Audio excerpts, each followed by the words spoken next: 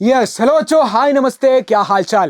നമ്മൾ ഈ ഒരു ഓണം എക്സാമിന് +2 ഓണം എക്സാമിൻ്റെ ഒരു നല്ല ലാപ്പിൽ നമ്മളിങ്ങനെ പോക്കാണ് അല്ലേ. എല്ലാ ചാപ്റ്റേഴ്സിൻ്റെയും സമ്മറി നമ്മൾ മനസ്സിലാക്കിയിട്ടുണ്ട്. അവസാനത്തെ 6ാമത്തെ ചാപ്റ്റർ ആയിട്ടുള്ള ദോസ്തി എന്ന് പറയുന്ന ആ ഒരു പാഠഭാഗത്തിലേക്ക് നമ്മൾ എത്തിയിട്ടുണ്ട്. ഈ ഒരു ദോസ്തി എന്ന് പറയുന്ന പാഠഭാഗത്തിൽ എന്താണ് ചോദിക്കുക എന്ന് മനസ്സിലായാൽ തന്നെ പാഠഭാഗം പഠിക്കേണ്ട ആവശ്യമില്ല. ഷോലെ എന്ന് പറയുന്ന പ്രസിദ്ധമായിട്ടുള്ള അമിതാഭ് ബച്ചനൊക്കെ അഭിനയിച്ചിട്ടുള്ള ആ ഒരു ഫിലിമിലെ ഏറ്റവും വലിയ മഹത്തരമായിട്ടുള്ള ലോകപ്രിയത നേടിയിട്ടുള്ള ഒരു പാട്ട് തന്നെയാണ് ഹേ ദോസ്തി ഹം നഹീ ചോഡെംഗെ. നിങ്ങൾ കേട്ടിട്ടുണ്ടാവും. സോ ഈസ് കവിത മത്ലബ് ഹേ യെ ഫിലിം ഗീത്. ഓക്കെ, ഇത് കവിതയല്ല, it's a film geet. Anand Bakshi എഴുതിയിട്ടുള്ള ഒരു ഫിലിം ഗീതാണ് നമ്മുടെ ഈ ഒരു ദോസ്തി എന്ന് പറയുന്നത്, ഫ്രണ്ട്ഷിപ്പ് എന്ന് പറയുന്നത്. സെറ്റ് അല്ലേ? അമിതാഭ് ബച്ചനും അതുപോലെ തന്നെ ഒരാളും കൂടി ഉണ്ട്. ആരാണെന്ന് അറിയുന്ന ആൾക്ക് കമന്റ് ബോക്സിൽ അറിയാം. സോ അമിതാഭ് ബച്ചനാണ് അതിൽ മെയിൻ ആയിട്ടുള്ള ലീഡ് ആക്ടറായിട്ട് വരുന്നത്. 2 പേരുണ്ട്. സോ ഈ 2 പേരുടെ സൗഹൃദത്തെയാണ് കാണിക്കുന്നത്. നിങ്ങൾക്കും ഉണ്ടാവില്ലേ നല്ലൊരു സുഹൃത്ത്, നിങ്ങളുടെ ഗ്രോത്തും നിങ്ങൾ വളരണമെന്ന് ആഗ്രഹിക്കുന്ന ആ ഒരു സുഹൃത്ത് നിങ്ങളുടെ കൂടെ ഉണ്ടാവും. അവർക്ക് ഇതൊന്ന് അയച്ചു കൊടുത്തോ, അവനും പഠിച്ചോട്ടെ. സെറ്റ് അല്ലേ? സോ അങ്ങനെ ഒരു ഫ്രണ്ട്ഷിപ്പിനെ കുറിച്ചാണ്, ഫ്രണ്ട്ഷിപ്പിന്റെ ഇമ്പോർട്ടൻസിനെ കുറിച്ചാണ്. നല്ലൊരു സുഹൃത്ത് നമ്മുടെ കൂടെ ഉണ്ടെങ്കിൽ നമ്മുടെ ഗ്രോത്തും സെറ്റ് ആവും എന്നാണ് ഈ ഒരു പാഠഭാഗം നമ്മളെ പഠിപ്പിക്കുന്നത്. സോ ദോസ്തി എന്ന് പറയുന്ന ഈ ഒരു ഫിലിം ഗീത് ഷോലെ എന്ന് പറയുന്ന സിനിമയുടെ ഭാഗമായിട്ടുണ്ടെന്ന് ഞാൻ പറഞ്ഞു അല്ലെ. സോ ഈ ഒരു ഷോലയിലെ ഈ ഒരു ദോസ്തി എന്ന് പറയുന്ന ഈ ഫിലിം ഗീതിനെ വളരെ സിമ്പിളായിട്ട് മനസ്സിലാക്കിയാലോ. ഇതിന്റെ ആശയം അറിഞ്ഞിരിക്കേണ്ട ആവശ്യമൊന്നുമില്ല. കാരണം ചോദ്യ പേപ്പറിൽ എല്ലാ പ്രാവശ്യവും കാണുന്നത് ഓണം എക്സാമിന് എന്താണ്, കുറച്ച് വരികൾ തരും. ഷോലെ എന്ന് പറയുന്ന ഈ ഒരു ഫിലിം ഗീതിലെ ഒരു 4-5 വരികൾ തരും. എന്നിട്ട് നിങ്ങളോട് 4 മാർക്കിന് ചോദിക്കാൻ പോകുന്ന ചോദ്യം ഇത്രമാത്രമാണ്. എന്താണ് ആ ചോദ്യം? എല്ലായ്പ്പോഴും കാണാൻ കഴിയുന്ന, നിങ്ങൾ ചോദ്യ പേപ്പർ പോലും നോക്കാതെ നിങ്ങൾക്ക് എഴുതാൻ പറ്റുന്ന ഒരു ചോദ്യമാണ് 4 മാർക്കിന് ചോദിക്കുന്ന ഈ ചോദ്യം.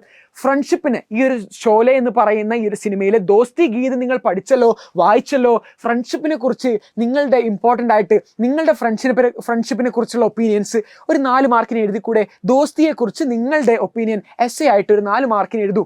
മതി. നിങ്ങൾക്ക് പഠിച്ച് മേരാ സുഹൃത്ത് കാ നാം ഹേ, മേരാ ദോസ്ത് കാ നാം ഹേ അശ്വന്ത്, മേ ഉസ്കോ ആൽഫ പുക്കാർത്തെ ഹേ, ഞാൻ അവനെ വിളിക്കുന്ന ഇരട്ട പേര്. അങ്ങനെയൊക്കെ നിങ്ങൾക്ക് എന്ത് ചെയ്യാം, നിങ്ങളുടെ ഇഷ്ടപ്പെട്ട സുഹൃത്തിനെ കുറിച്ച് നിങ്ങളൊന്ന് പ്രിപ്പയർ ചെയ്താൽ മതി. ഒരു ടെംപ്ലേറ്റ് നിങ്ങളങ്ങ് പ്രിപ്പയർ ചെയ്ത് വെച്ചേക്ക്. ഇത് അതുപോലെ എക്സാം ഹാളിൽ കൊണ്ടുപോയി എഴുതാൻ സാധിക്കും. പക്ഷെ നിങ്ങൾക്കുണ്ട് കോൺഫിഡൻസ്, മേ ആപ്കോ സിക്കാറാവും, ഞാനല്ലേ നിങ്ങളെ പഠിപ്പിക്കുന്നത്. അതുകൊണ്ട് നമുക്ക് എന്ത് ചെയ്യേണ്ട, ഒരു പ്രീഫേസ് ഒരു ടെംപ്ലേറ്റ് നമുക്ക് സെറ്റ് ആക്കണ്ട. എക്സാം ഹാളിൽ പോകും, ഡയറക്റ്റ് ആയിട്ട് നമ്മുടെ ആ ഒരു ഏറ്റവും ബെസ്റ്റ് ഫ്രണ്ടിനെ കുറിച്ച് നമ്മൾ എഴുതും.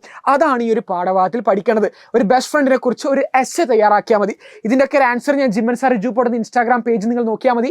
നിങ്ങൾക്ക് വേണ്ടിയിട്ടുള്ള സെറ്റായിട്ടുള്ള ഡെഡിക്കേറ്റഡ് ആയിട്ടുള്ള ഒരുപാട് കാര്യങ്ങൾ ഞാൻ അവിടെ ചെയ്യുന്നുണ്ട്. നിങ്ങൾക്ക് എന്ത് ചെയ്യാം, അവിടെ നോക്കാം. സെറ്റ്. അടുത്ത ഈ ഒരു 4 മാർക്ക് വളരെ സിമ്പിളായിട്ട് എങ്ങനെ വാങ്ങിച്ചെടുക്കാം എന്ന് ഞാൻ പറഞ്ഞുതരാം. ഓക്കെ, വളരെ സിമ്പിളായിട്ട് ഈ ഒരു 4 മാർക്ക് ഈസി ആയിട്ട് എങ്ങനെ വാങ്ങിച്ചെടുക്കാമെന്ന് ഞാൻ കാണിച്ചുതരാം. ശരി. സോ ആ ഒരു കാര്യം ഞാൻ പറഞ്ഞില്ലേ, ഒരു എസ്സേ പ്രിപ്പയർ ചെയ്താൽ മതി. അടുത്തതാണ് ഈ ഷോലെ ഫിലിം അല്ലേ. ഷോലെ ഫിലിം നമ്മൾ കണ്ടു. ഇതിൽ ഏറ്റവും പ്രസിദ്ധമായിട്ടുള്ള ഒരു ഗീതമാണ് നമ്മൾ എന്ത് പറഞ്ഞത്, ഏ ദോസ്തി. ആ ഒരു പാട്ട്, ആ ഒരു പാട്ടിനെ കുറിച്ച് ഞാൻ പറയേണ്ട ആവശ്യമുണ്ടോ? നിങ്ങൾക്ക് അറിയില്ലേ, ഫ്രണ്ട്ഷിപ്പിനെ കുറിച്ച് 4 മാർക്കിന് ഈ ഒരു ഓണം എക്സാമിന് പഠിച്ചാൽ മതി. ബാക്കിയൊക്കെ സെറ്റാണ്. 6ാമത്തെ ആ ഒരു ചാപ്റ്ററും നമ്മൾ സൂപ്പറായിട്ട് കംപ്ലീറ്റ് ചെയ്തിട്ടുണ്ട്. ഠീക വെച്ചോ. വേറെ ഒന്നും കൂടെ നമുക്ക് നോക്കാം. എന്താണ് ദോസ്തി എന്ന് പറയുന്നത്? അഠൂട്ട് ബന്ധനാണ്. ആ ഒരു പൊട്ടാത്ത ആ ഒരു ബന്ധനത്തെ കുറിച്ചാണ്.